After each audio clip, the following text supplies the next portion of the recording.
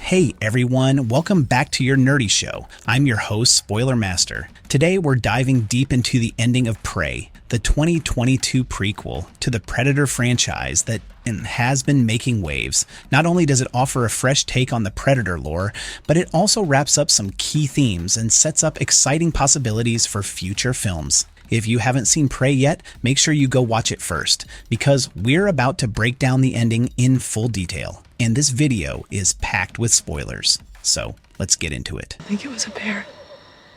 I don't know what it was. I've never seen anything like it. Naru's journey. From healer to warrior, Prey follows Naru, played by Amber Midthunder, a young Comanche woman who dreams of becoming a great hunter like her brother, Taabe. The film is set in 1719 on the Great Plains of North America and is possibly the first ever encounter between the predator and humans on Earth. Naru's journey is one of self-discovery. Although she's initially underestimated by her tribe because of her role as a healer rather than a warrior, she proves time and time again that she's not only capable, but smarter and more resourceful than those around her. Throughout the film, Naru faces skepticism from her people, particularly her brother, who, despite believing in her, doubts her abilities. This tension builds as the predator, a terrifying alien hunter, begins to wreak havoc on the land. Naru is the only one who suspects that something far more dangerous than the typical wildlife is stalking them, and it's this suspicion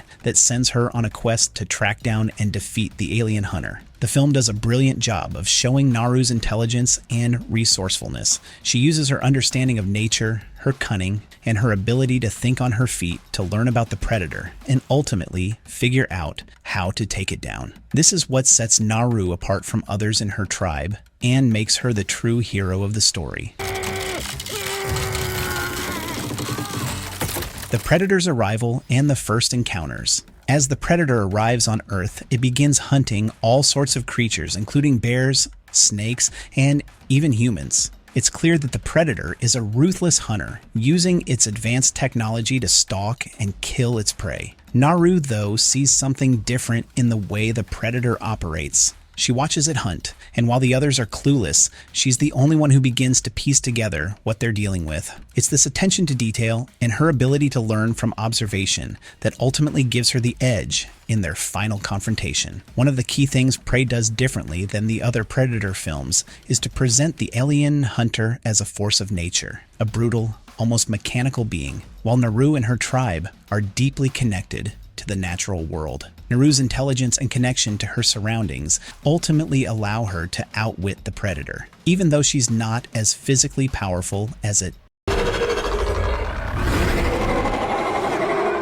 Taabe's sacrifice, a heartbreaking moment of trust. Before we get into the final showdown, let's talk about Taabe, Naru's brother, and his role in the film. Taabe is an important character in Naru's journey, not just as a sibling, but also as a mentor. He's a skilled warrior, and although he has his doubts about Naru's abilities, he eventually comes to see that she is more than capable of taking on the predator. One of the most powerful moments in the film is when Taabe sacrifices himself to give Naru the opportunity to escape. He's captured by the French trappers and used as bait for the predator, and when it becomes clear that the predator is about to kill him, he tells Naru, "This is as far as I go, no more. This is it. Bring it home." In that moment, Taabe is not just giving up his life for his sister. He's showing her that he believes in her and that she is the one who can finish what they've started. Taabe's sacrifice is a pivotal moment in the film. Not only does it signify the bond between the siblings, but it also shows how far Taabe has come in recognizing Naru's strength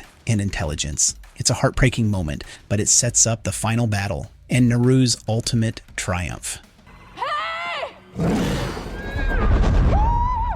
Naru's plan. Using the Predator's technology against it now, let's talk about Naru's plan to defeat the Predator. Throughout the film, Naru is constantly observing, learning, and figuring out how to use the environment and the Predator's weaknesses to her advantage. This is a far cry from the typical brute force approach seen in most action movies. Naru knows the land better than anyone, and she uses her knowledge of the terrain combined with her cunning to outsmart the Predator. One of the key aspects of her plan involves the Predator's advanced technology, specifically its laser-guided mask, which helps the Predator aim its weapons with deadly precision. Naru understands how the Predator's mask works, and she uses this knowledge to her advantage. She steals the Predator's mask during a confrontation with the trappers and uses it to lead the Predator into a trap. Her plan is to use the environment and the Predator's own technology against it, essentially turning the tables on the alien hunter. The final showdown is a brilliant example of how Naru uses brains over brawn. She doesn't try to overpower the Predator physically. Instead, she relies on her intelligence,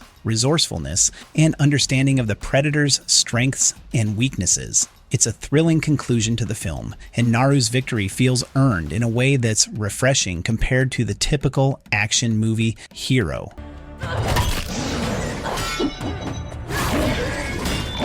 The final confrontation and Naru's victory. The final battle between Naru and the Predator is a tense, high-stakes confrontation. Naru uses the mud pit she escaped from earlier in the film as part of her trap. She lures the Predator in by using the captured French trapper as bait, just as the trappers had tried to do earlier in the film. But here's where the key difference lies. The Predator doesn't want unarmed prey. It wants to hunt. Naru understands this, and she gives the trapper a gun to make him more of a challenge for the Predator. She uses this moment to lead the Predator into the bog, where she positions the Predator's mask in such a way that it lures the Predator to its own doom. In a final, almost poetic moment, the Predator's own spear gun, guided by its mask, fires and strikes the Predator itself, killing it in a spectacular twist of fate. Naru finishes the job by severing the Predator's head, painting her face with its glowing green blood, and returning to her village as a hero. She's no longer just a healer, or the younger sister of the great warrior Taabe. She's earned her place as a true warrior in her own right. Her victory represents not just physical strength, but the triumph of intelligence, creativity, and perseverance.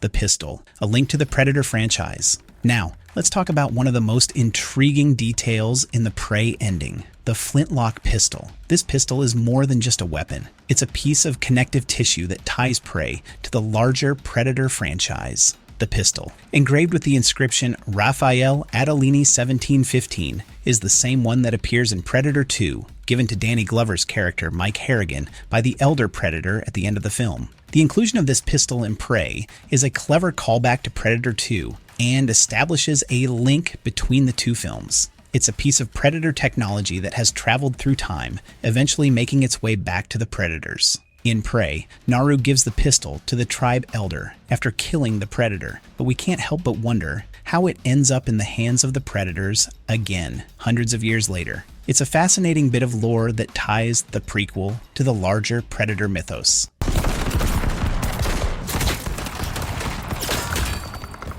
Naru's final words. A moment of closure. Before the credits roll, Naru delivers the final words that her brother Taabe had said to her earlier. This is as far as you go. No more. This is it. These words, which Taabe had spoken to Naru before he sacrificed himself, now come full circle when Naru says them to the Predator as she delivers the final blow. This moment is not just about Naru's victory over the Predator. It's about her transformation. It's about her taking her place as a true warrior and leader of her people, someone who has earned the respect of her tribe and, in a way, honored her brother's memory.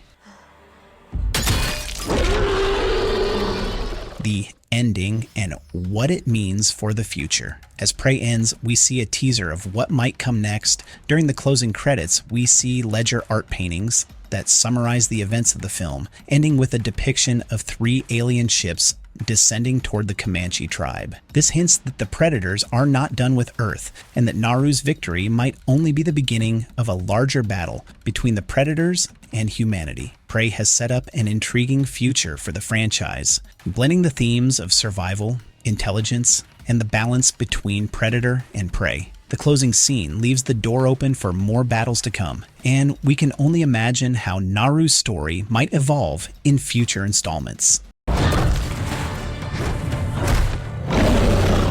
our nerdy thoughts. That's it for today's deep dive into the ending of Prey. What did you think of the film's conclusion? Do you think Naru's victory will have consequences for the predator species? And how do you feel about the film's connection to the larger Predator franchise? Let me know your thoughts in the comments below. And don't forget to like, share, and subscribe for more content like this. Thanks for watching, and I'll catch you in the next one.